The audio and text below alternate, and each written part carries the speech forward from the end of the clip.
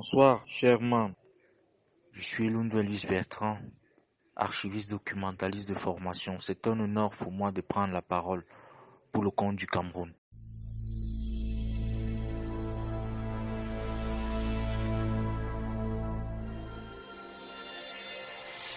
Le Cameroun est un pays bilingue d'une superficie de 475 000 km² pour une population estimée à plus de 20 millions d'habitants. Il plonge sa tête dans les chaleurs du Sahel et se baigne dans l'océan Atlantique. Le Cameroun, pays carte postale, est un vaste parc géologique et botanique qui en fait le pays touristique par excellence. Le Cameroun, toujours décrit comme une Afrique en miniature, est connu pour sa stabilité politique et la diversité et le dynamisme de ses populations. La vision de ses dirigeants, c'est de transformer le Cameroun en pays émergent à l'horizon de l'année 2035.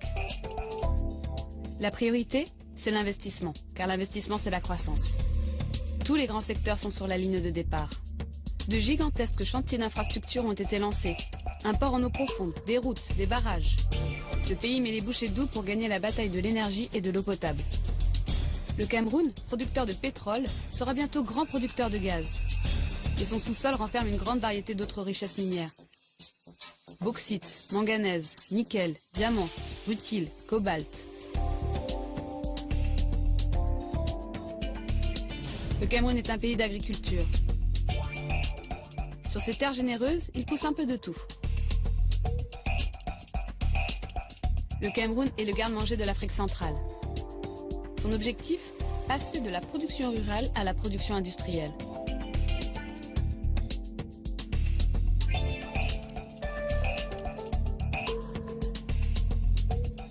Quelle jeunesse! 65% de la population du Cameroun a moins de 25 ans.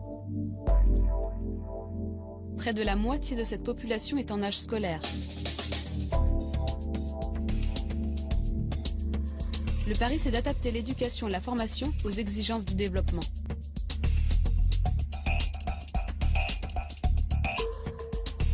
Dans le domaine de la santé, le Cameroun est à la poursuite de l'objectif Santé pour tous.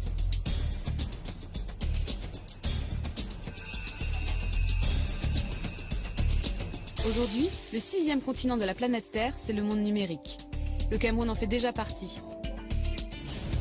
La téléphonie mobile a connu une évolution fulgurante ces dernières années. Dans le secteur de l'Internet, le Cameroun offre des opportunités d'investissement à très haut débit. L'économie numérique est un accélérateur de création d'entreprises et d'emplois. Vous l'avez compris, les investisseurs sont invités à installer leur quartier au Cameroun. Et ils trouveront sur place un guide pour les accueillir, les orienter, leur ouvrir les portes, les renseigner, les accompagner partout. Ce guide, c'est l'agence de promotion des investissements. Sans plus attendre, prenez rendez-vous avec le Cameroun, terre d'opportunités.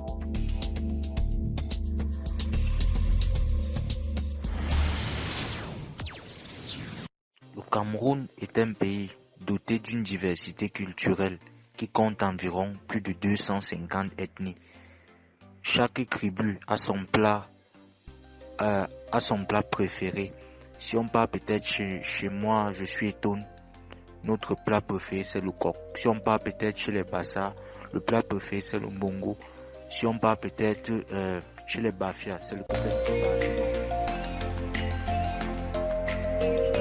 Comme star international au Cameroun, celui qui était considéré comme l'ambassadeur de la culture camerounaise à l'international. Moi, je voterai pour le feu, le regretté mémoire Manu Dibango, l'artiste musicien, le saxophoniste qui est décédé récemment à Paris au mois de mars 2020.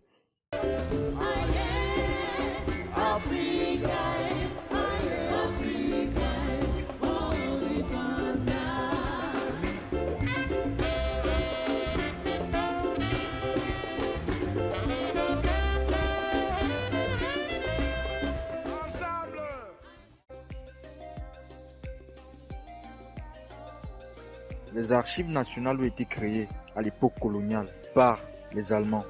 Et après le départ des Allemands, le Cameroun passera sous tutelle des Nations Unies et la gestion du Cameroun sera confiée aux Français et aux Anglais.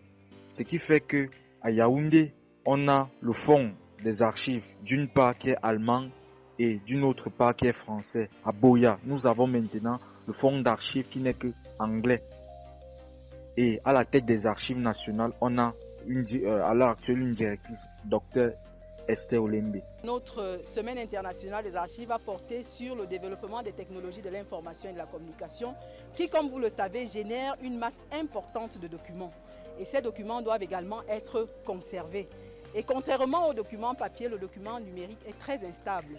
Il s'agit donc pour nous, pendant cette semaine, de réfléchir autour d'une table ronde avec toutes les institutions partenaires qui travaillent dans le domaine des TIC sur une plateforme commune qui va nous permettre de conserver l'archive numérique. La question des infrastructures archivistiques pour un Cameroun émergent. Pourquoi la question des infrastructures? Parce que nous ne pouvons pas penser les archives sans les infrastructures. Les archives nationales ont pour mission de conserver les documents pour l'éternité. Et pour cela, les bâtiments doivent répondre à des normes qui permettent cette conservation pérenne des documents.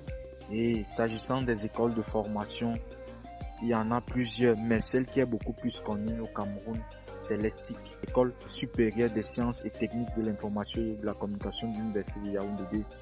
On a aussi d'autre part l'Institut de formation et de la conservation du patrimoine audiovisuel qui a formé la toute première promotion, la Biennale 2017-2019. S'agissant des associations, des archivistes au Cameroun, à l'époque, on avait la BADCAM, qui était l'association des bibliothécaires, archivistes, documentalistes du Cameroun. La BADCAM a disparu et l'ACA est née sous les centres de la BADCAM. L'ACA, c'est quoi? C'est l'association camerounaise des archivistes qui a été créée durant son assemblée générale de mai 2000 à Yaoundé. Et elle est dirigée par le grand frère, M. Essomba, qui est le responsable des archives à l'Organisation africaine pour la propriété intellectuelle. Donc, c'est lui qui est le président de cette association, l'ACA.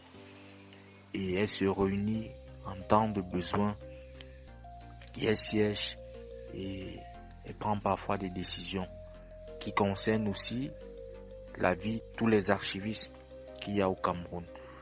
C'est comme ça que se présente l'organisation des archives nationales au Cameroun. Je vous remercie de votre aimable attention.